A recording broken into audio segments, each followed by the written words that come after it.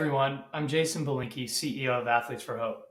I'm so glad you're here for the first episode of our financial literacy series with Thrivent. At AFH, we empower athletes to lead with purpose, and Thrivent shares that same commitment to service and giving back. Together, we're strengthening volunteer programs for college athletes in DC and Los Angeles, and launching this series to help you build the financial knowledge and confidence you'll carry throughout your life. With that, let's kick off episode 1, Financial Literacy 101. Well, welcome everyone. We are so excited to have you here today. I am Bjorn Larson, the Director of Financial Education at Thrivent, and I am very excited to be joined by 3 of my newest friends who we'll get to know here in a little bit. But we are here to talk about Financial Literacy 101 today. And by definition, financial literacy is knowing, understanding, and using financial skills to manage your money effectively. And for athletes, that can provide some unique challenges. And so we're going to dig into those today. Thrivent is a financial services company that puts generosity at the heart of saving and investing. We believe that money is a tool, not necessarily the goal. And our hope is that everyone that we serve will improve their financial confidence. So we're really excited to be able to partner with Athletes for Hope. And it's a growing partnership that really gives us this wonderful opportunity to talk about finances and really focus on how time is even more important than money, and also how financial giving can be really powerful when done wisely. So let's take a moment here to meet our athletes. And Helen, would you like to get us started? Yeah, hi, my name is Helen Feldmuth. I was a rower on the Georgetown women's rowing team, worked with Athletes for Hope prior for a few years, really loved the organization, studied justice and peace studies in college, and I now work in market research in Austin, Texas. Awesome. Great to meet you and be here with you. Ryan, how about you? Yeah, hi, I'm Ryan. I'm from Davidson College. I'm a student athlete here. I run on the men's cross country and track and field teams. And I've been working with AFH for a little over a year now as a campus liaison, helping with all kinds of volunteer initiatives across campus and around the Charlotte area. Awesome, Ryan. Looking forward to chatting with you. And Alea, you're next. Yeah. Hi, everyone. My name is Alea Hightower. Previously worked for Athletes for Hope as a Howard University campus liaison, as well as a student athlete where I played soccer and lacrosse, and my studies were in chemical engineering and MBA. Awesome. Great to have you all today, and really excited to talk with you guys. So let's get things started here. Anyone can jump in. When you guys think about learning financial literacy, so financial education, learning money management, what's the most important thing that you want to understand right now? I think for me, kind of going into kind of post-college world, just learning more a little bit about budgeting, figuring out how to put away certain portions of income for certain expenses. I think for me, especially as my first time in the real world, I'm really interested to learn how to budget my money. Yeah. I love that you're thinking about budgeting. Not the maybe easiest thing to do or figure out, but we're definitely going to talk about that today. So glad you're thinking about that. I think for me, I'm hoping to learn a little bit more about how to strategically save, whether that's more investing or retirement, or how I can consistently put money away and have it work for me as opposed to just saving on its own. Awesome. It's like you want to use money as a tool. I love it. But you're thinking ahead and preparing for your future. So glad you're thinking about that now, because your future self will thank you. Yeah, and just to add on that, I guess I would say retirement. Like when I think about, financial literacy, it kind of just takes me right to, how much money do I need when it comes to me like stopping work? I want to make sure I'm ready to travel the world or do whatever I want to do, support future grandkids, whatever there is out there. So that's what I think about. Yeah. That's great. Wow. Well, you guys are thinking about some really important things right now. And I can tell you, I'm a few years out from where you are right now, college and post-college, but with time on your side, I love that you guys are focused on this, and we'll talk about the power of time because that's just something you can't get back. And so it's great that you're wanting to learn more about that. But really, this series is designed to answer your guys' real questions. We want to hear from athletes, hear about the basics, hear about other topics regarding finances. So we're going to flip the script now, and I want to hear from you guys the questions that you have for me, and I'll do my best to answer as best I can. Yeah, so I'll actually take the first question. So why is financial literacy especially important for athletes? Yeah, well, I mean, it's a great question. I would say that one thing right off the bat is that income can be unpredictable. I think a lot of us think, oh, we're going to get out into a job someday and we're going to have just a steady paycheck. But even those of us that have a paycheck, it actually can vary more than you think from month to month, from paycheck to paycheck. And if you have other income sources, maybe side hustles, or maybe you have something due to just your athletic career that's happening, you've really got to think hard about how can you make your income more predictable, and what kinds of things can you do to sort of plan a little bit better. The other thing for athletes is that careers are short. I mean, some athletes have a long career, but if you're in college as an athlete, or maybe you're going into sort of a professional setting, it's just so unpredictable. You don't know how long it's going to last. How can you really plan best for the long run while taking care of the short run? And then there's that public visibility, if you will, of the pressure that you feel to help your family, live up to your name, make the most of what you've been gifted with. All these sorts of things that can be pressure filled, and if you're not planful, if you're not building in the time to really think hard before you're in those situations, it can be really difficult because you'll just be reactive. So I think learning the basics, learning about budgeting, learning about saving, and then writing those things down and really breaking them down into steps that are very actionable can get you on the right path before you're put into trickier situations. Because sometimes as you're making more, it becomes harder to make emotion-free decisions. And so that's what I'm here to help you think through today.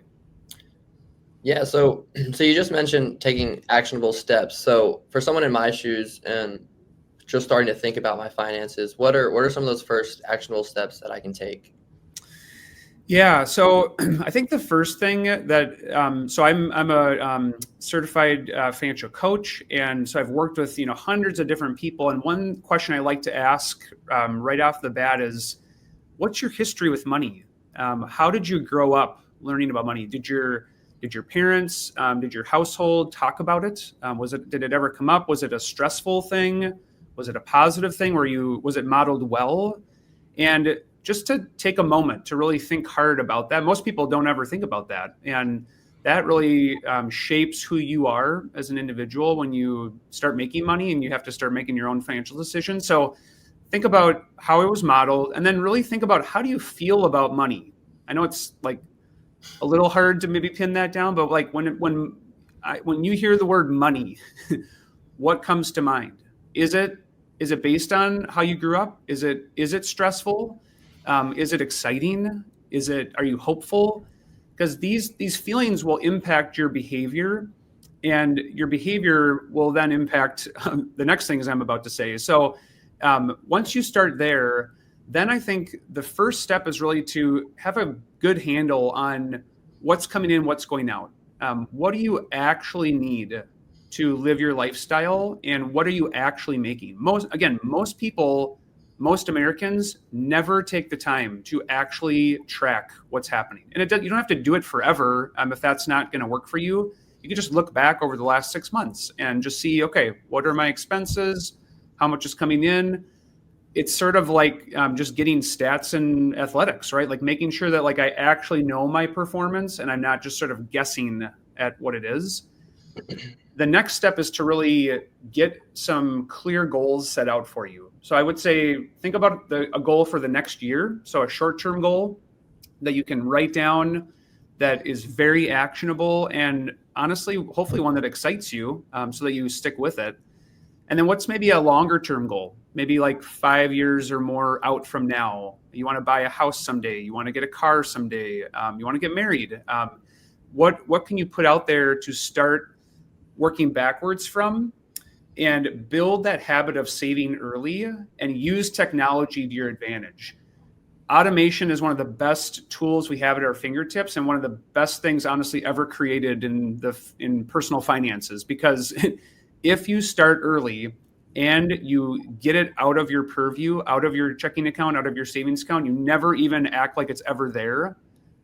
Seriously, your future self will thank you, because you will not get in your own way, and you will be more likely to follow through with some of these goals that you have. So having an account that's maybe specifically geared for different types of goals that you have and lengths of time, and then sort of appropriately finding vehicles to put that money away, and ideally having that happen before it even hits your checking account, so that you just pretend like it didn't even exist. Those are really important steps you can take. Yeah. Well, I really liked the back to the basics foundational, how do you think about money approach. I think when it comes to income and expenses, a question I have is, how do you create a budget that works for you, especially if those expenses or income may be changing more frequently than staying stable? Yeah, I mean, this is something that a lot of us deal with. It's sort of interestingly, because I always think of like, okay, it's like athletes, or it's like gig workers, or it's, artists or something, where they get like a huge payday and then like there's nothing for a while, or it's all variable because they're contractors or whatever. But what you can do is a couple of things. One is, if you practice a regular habit of looking at your income and expenses, which again, most Americans don't do, you can build that into your lifestyle. So just, once a month, just looking at it and planning ahead just a little bit. I mean, again, if you plan ahead the next month, you are not the norm. So it sounds so simple, but just the behavior of doing that can help you to manage fluctuations and make sure that you're thinking ahead so that you're not caught off guard. But if you truly have a variable income and it's really kind of like difficult to know how to deal with that, one thing you can do, again, with technology, is you can have all the money go into one account. So like a savings account, checking account, that's like your big pot of money. And then you can actually pay yourself a salary out of that. So you can actually create your own paycheck by just having everything go there. So if you have multiple income sources, or maybe you get a big lump sum, or, this is a good method to use even if you get like an inheritance someday or something. Money goes into this account, and then it can pay, you can pay yourself what you need, but you have to know what you need first. And you can pay then and have it automated. So it's like a paycheck. You're just building your own paycheck, basically, to make sure that you're not, spending a lot when you get a lot and then having to like really cut back, which is super hard to do if you make less. You're just being very thoughtful about the fact that you have to create some sort of steady average so that you can stick with it. Otherwise, it can be really difficult to do that.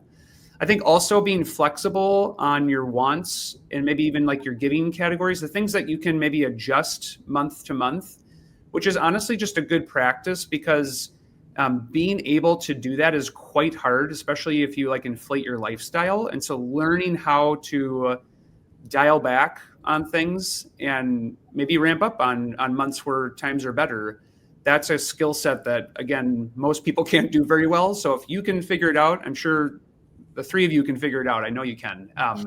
Please tell me, because I'm curious what works for that. Yeah. These skills all seem very useful. But I think the way my brain is thinking about it, and I'm sure fellow athletes are as well, what are some more of the common financial mistakes or errors that athletes or just young people make, and how can we avoid them? I think as athletes, we're always trying to call out the errors and find ways to avoid them.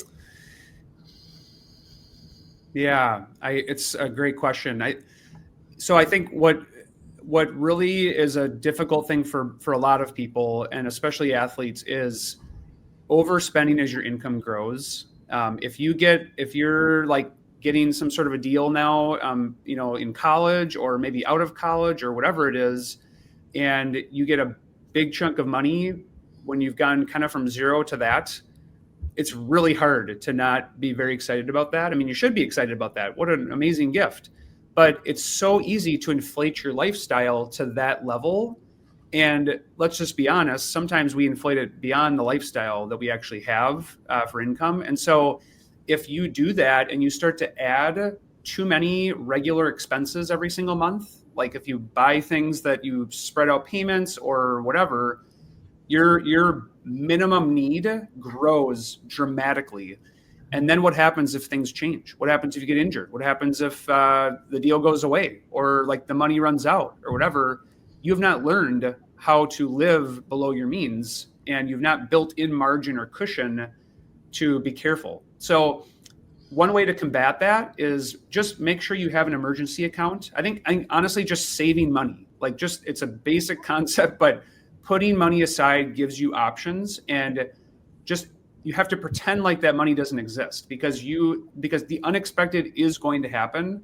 And so preparing for that, whether it's in the next 5 years or in the next 10 years, you're going to probably need some money for something that you didn't expect. And putting some of that aside is just very wise, especially if you are getting a bunch of money that you don't necessarily need right now.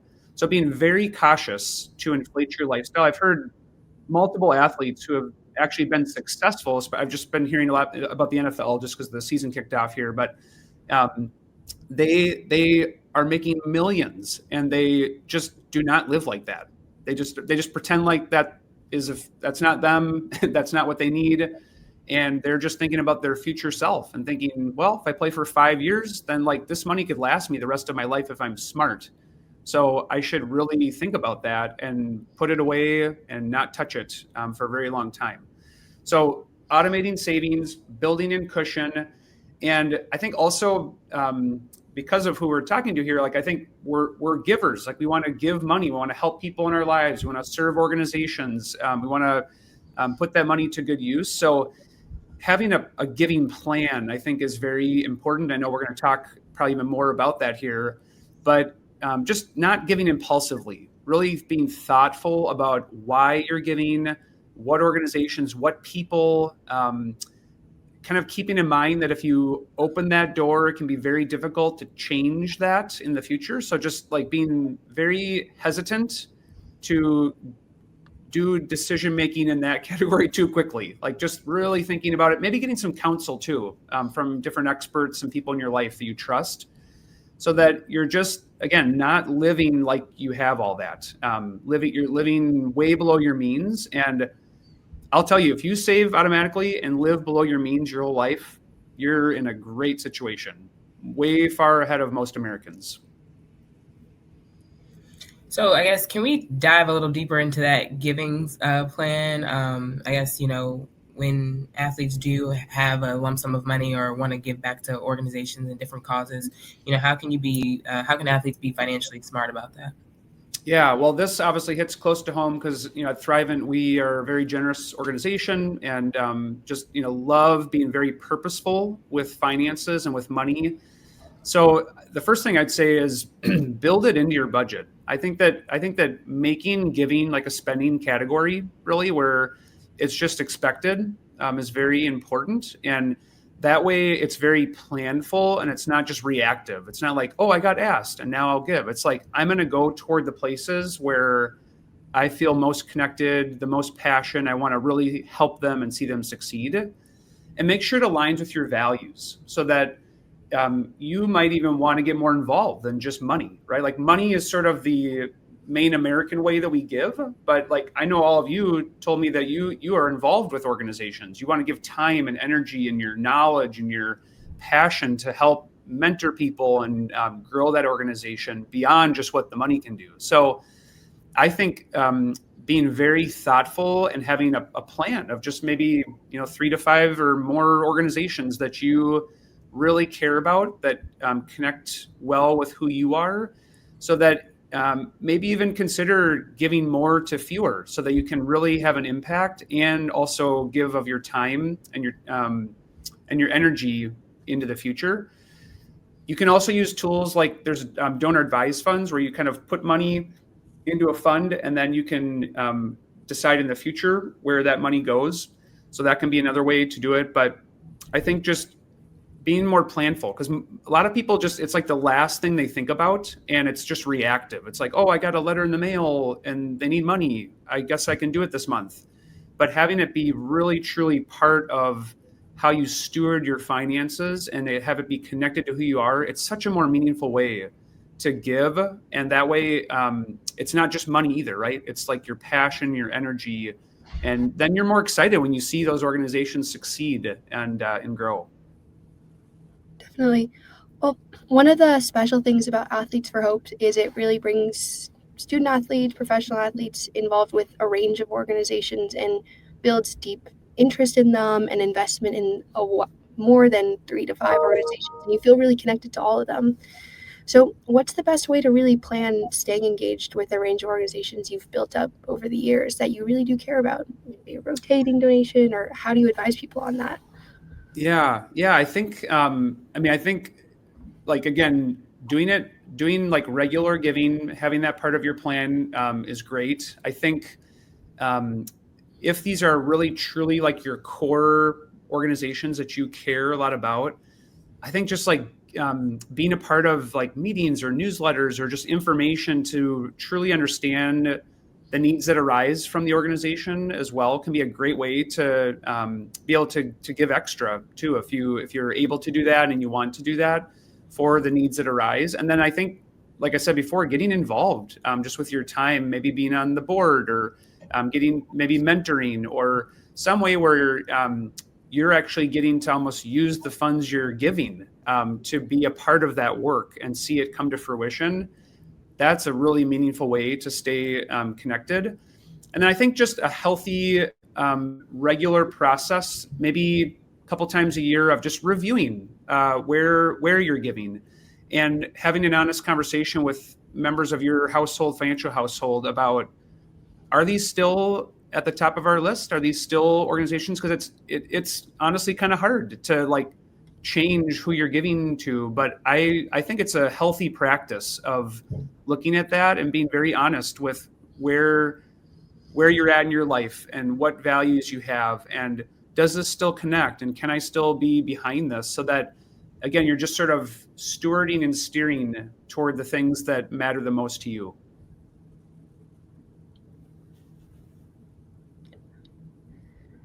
Any other questions you guys have? I think that covers the main questions, at least we had talked about before meeting you. So Awesome. That's so great. And I think the other thing just to say is, as you think about bringing giving into your plan, just make sure that you're taking care of your financial health first. So make sure that you've got an emergency fund, that you're saving for future goals, that you're kind of, you know what you need each month to cover like the basics, just so that it's not just reactive. It's not just impulsive.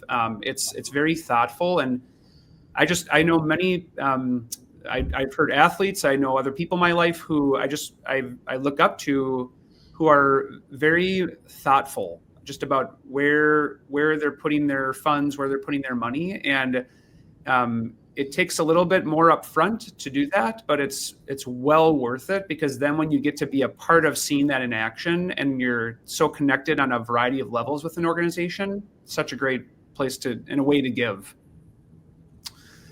Awesome. Those are such good questions, you guys. Thanks for asking those. So as we just sort of wrap things up here, I wanted to just kind of hear, what was a takeaway that you guys had from our time today? Maybe a next step that you're thinking about that you'd be willing to share. Maybe somebody else will connect with that. I think the takeaway for me is the consistency is the key here, as long as it's little actionable steps over time, as opposed to making huge life-changing decisions now. The more consistent I can be over the next year will pay off in the next 10. So next steps is sitting down and having more of a honest conversation, evaluating my spending and income comparatively, and seeing what I can make consistent changes based off of. That's so great. Yeah. And again, that it sounds simple, but it's hard to do. And so that's so great that you're going to do that. And I encourage you to make that a regular practice, but great to get started and give it a try.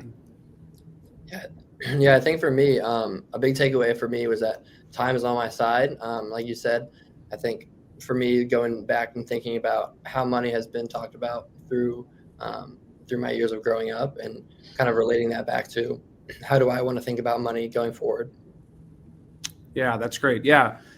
Ryan, I started saving for retirement in college.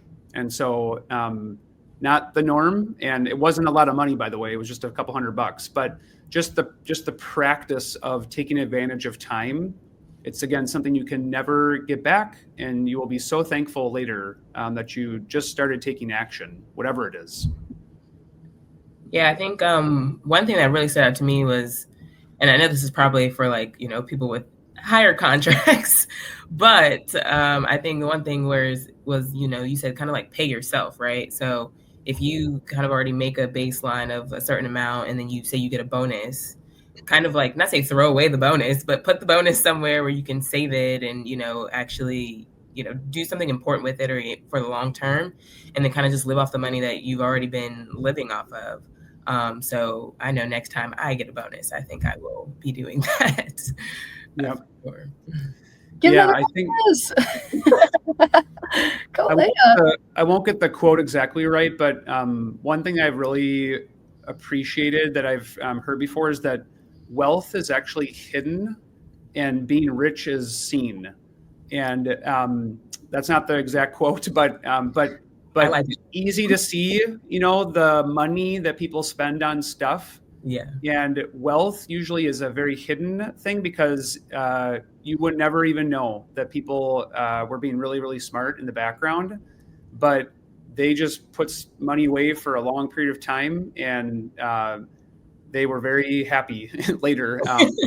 No guarantees, obviously, but like they just that practice of being very, very wise. I just love that quote of some sort. So we'll find it. We like the principle for sure. Yeah. Great. Well, hey guys, thanks so much. It was such a great conversation today. Hope those listening that just got a nice nugget of information and motivation to get started. And I would encourage everyone that's tuning in here to take a next step. Don't leave this and just go back to your day-to-day. Write something down and take a next step within the next 30 days. You'll be very thankful that you did. I want to encourage you all to be on the lookout for future episodes. We're going to discuss generosity a little more, investing, budgeting basics, and thank you guys so much. It was such a great time together, and awesome questions and your input. And I can't wait for more opportunities to partner with Athletes for Hope. And we're thankful to be here. Thanks, everyone. Thank you. Thank you. Thank you so much for joining us today. And a big thanks to our athletes and to Thrivent for making this series possible. Financial literacy is a lifelong skill that can help you feel secure, make strong decisions, and lead a well-rounded, impactful life. This is just the beginning, and we're excited to keep learning with you in the episodes ahead. See you next time.